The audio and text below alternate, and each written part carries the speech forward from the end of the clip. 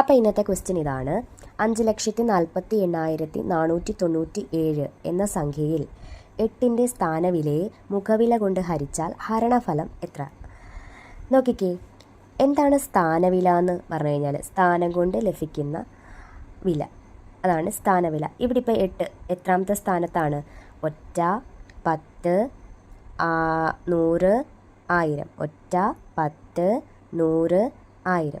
അപ്പം 8ൻ്റെ സ്ഥാനം ഏതാണ്?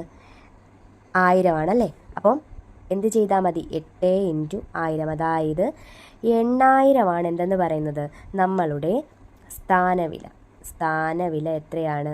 8000. ഓക്കെ ആണല്ലോ. ഇനി നമുക്ക് മുഖവില കണ്ടുപിടിക്കണം. മുഖവില എത്ര തന്നെയാണ്? ഏതാണോ ആ സംഖ്യ, ഏതാണ് സംഖ്യ? 8. ആ സംഖ്യ തന്നെയാണ് എന്തെന്ന് പറയുന്നത് മുഖവില.